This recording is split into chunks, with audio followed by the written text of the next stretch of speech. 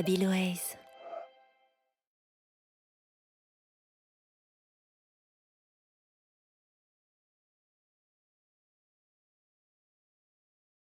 Mais qui sont ces gens qui se lèvent le matin et qui se disent c'est quoi le prochain fake que je vais pouvoir écrire, etc. etc.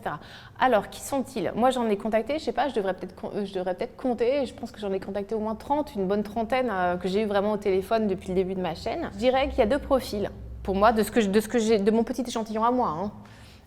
Des hommes, moi j'ai vu que des hommes. Donc, voilà. On en tire les conclusions qu'on veut. Il y en a beaucoup qui font de la fake news, mais en fait, ils s'en rendent pas compte. Ils sont persuadés de dire la vérité. C'est-à-dire qu'il y en a beaucoup qui sont un peu illuminés. Je pense à quelqu'un qui était derrière un site, une page Facebook qui s'appelle On sait ce qu'on veut qu'on sache, qui a disparu aujourd'hui, bon bref. Et lui, typiquement, j'avais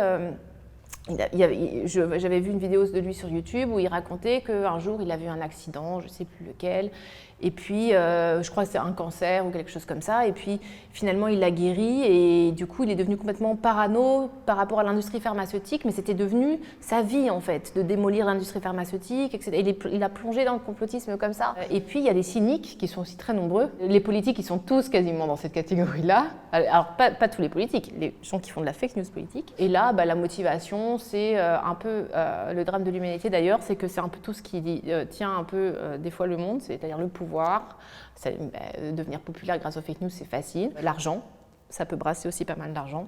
Donc il manque le sexe.